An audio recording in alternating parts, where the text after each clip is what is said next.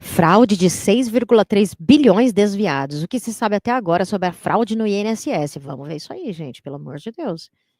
6,3 bilhões desviados. O que se sabe até agora sobre a fraude no INSS? O esquema. A operação sem desconto apura cobrança irregular de 6,3 bi de aposentados entre 2019 e 2024. 2019 e 2024. Quem que era o presidente? 2019 mesmo? Ai, não sei se eu estou conseguindo lembrar. Me falha a memória. Associações de classe cobravam mensalidades irregulares descontadas dos benefícios sem autorização. Essas entidades prometiam assistência jurídica e descontos, mas não tinham estrutura para funcionar. 11 entidades estão sob investigação, com ordens de bloqueio de bens, prisões e 211 mandatos de busca em 3 estados e no Distrito Federal. Servidores do órgão receberam pagamentos milionários de integrantes de associações suspeitas, lobistas e empresários. Veículos avaliados em mais de 34 milhões de reais foram apreendidos, incluindo carros de luxo como Porsche e Ferrari. O Sindinap, vice-presidido por Frei Chico, irmão de Lula, é investigado, mas ele não foi acusado. O que já foi feito? Contratos fraudulentos foram suspensos. A CGU vai revisar processos do INSS e reforçar a fiscalização. E o presidente do INSS? Alessandro Stefanuto pediu demissão. Ele é ligado ao PDT, partido do ministro da Previdência, Carlos Lupe. Eita lasqueira.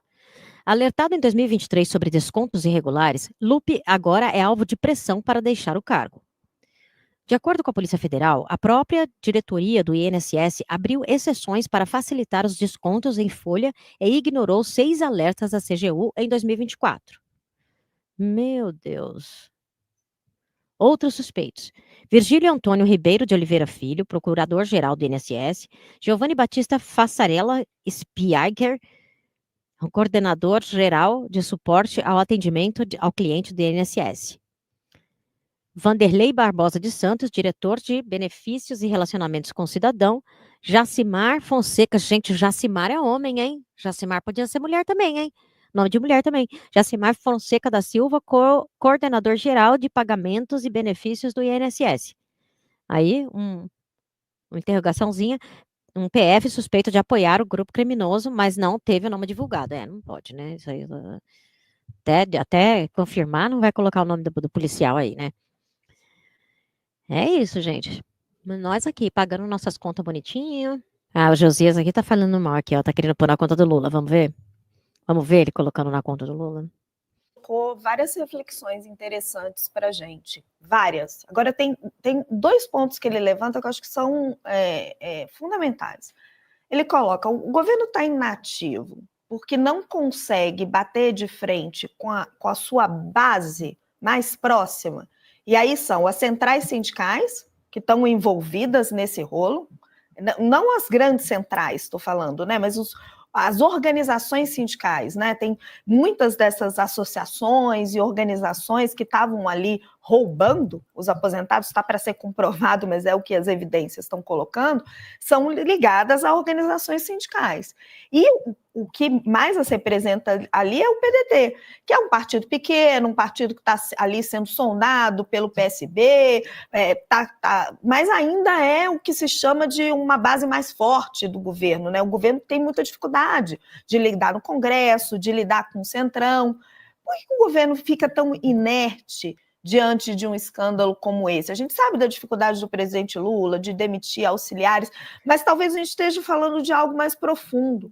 Assim, o governo Lula, um governo do PT, não consegue lidar com escândalos de corrupção ou com coisas erradas, quando vem dos esquemas dentro dos sindicatos, ele não consegue lidar com um aliado de primeira hora como o PDT? A dificuldade do presidente para lidar com situações assim é evidente, né? Agora, chega uma hora em que um presidente da República precisa escolher o seu lado. Aqui o lado a ser escolhido é muito evidente, né? De um lado você tem aposentados humildes, alguns muito pobres mesmo, que moram nos fundões do Brasil, são analfabetos digitais, não conseguem se proteger desse assalto que está sendo realizado nas suas aposentadorias. Esse é um lado. O outro lado é a engrenagem sindical e um partido, o PDT, tem 17 deputados, 3 senadores. A engrenagem sindical precisa ser enfrentada. E o partido também.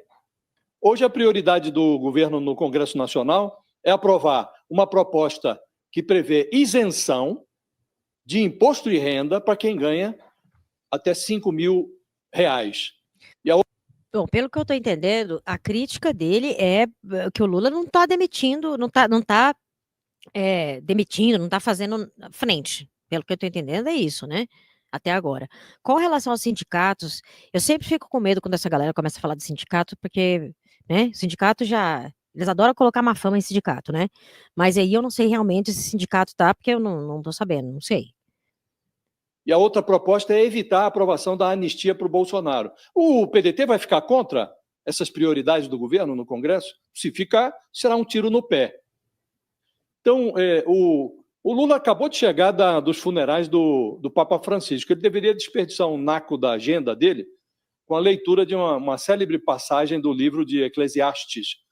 Nessa passagem, aprende-se que há um tempo certo para cada propósito debaixo do céu. Tempo para espalhar pedras, e tempo de ajuntá-las, tempo de plantar, tempo de colher, tempo disso, tempo daquilo. O assalto aos aposentados intima o Lula a falar, a se posicionar, mas o presidente, alheio às necessidades do seu tempo, cala.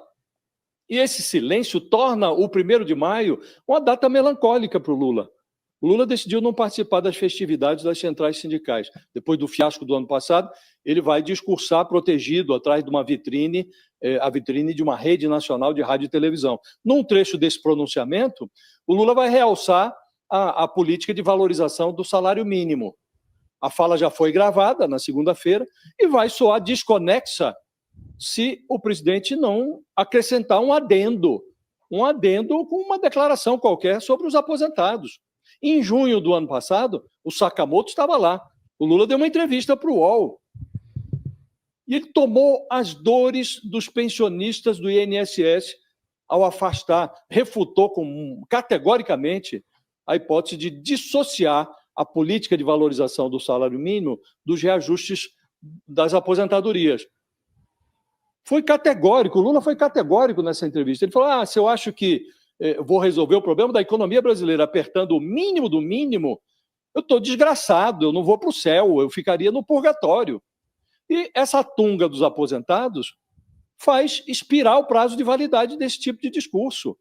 No inquérito que investiga aí o roubo potencial de 16,3 bilhões de reais contra 6 milhões de aposentados, a Polícia Federal informa que os dirigentes do INSS que foram afastados por ordem judicial, não foi o governo que afastou, ordem judicial. Depois o Lula afastou lá o presidente do INSS, mas a justiça mandou afastar antes. Essa gente recebeu propina de mais de 17 milhões de reais. E, em troca, permitiram que entidades sindicais entrassem na folha do INSS para assaltar os aposentados. Num lance... Mas espera aí, quando que foi esse esquema? Quando que isso aí vazou? Isso é coisa nova, isso é coisa de um dia ou 2 atrás, certo? O presidente não pode tirar uns dias para poder saber o que ele vai falar para o público? Não sei também se essa crítica dele é tão válida assim. A Neuza está dizendo aqui, se não fosse o Lula, nada disso seria revelado. Então, parece que fica também, né? Calma. Com certeza o Lula vai fazer alguma coisa com relação a isso. Único lance. Não, nem o Lula, gente. Isso daí também, a gente fica falando Lula, mas é a equipe, é a polícia, né? Abriu-se uma porteira que permitiu a CONTAG, uma confederação de DNA petista, permitiu que a CONTAG mordesse 34 mil vítimas de uma vez só. E essa tunga atingiu 60% dos aposentados humildes de cidades dos fundões do Maranhão, do Piauí, de Pernambuco. São dados da Polícia Federal.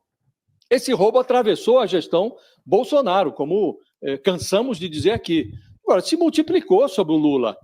Então, esses achados da Polícia Federal, da CGU, caem sobre o Ministério da Previdência como uma... Começou com o Bolsonaro, gente, mas se multiplicou com o Lula. É o Lula que é culpado, gente. Começou com o Bolsonaro, mas assim, é o Lula, tá? Lápide. E o Lula demora a perceber, mas o INSS já desceu para o purgatório. E o governo dele não foi Lula demora a perceber, talvez ele esteja percebendo mais do que você imagina. Vai para o céu.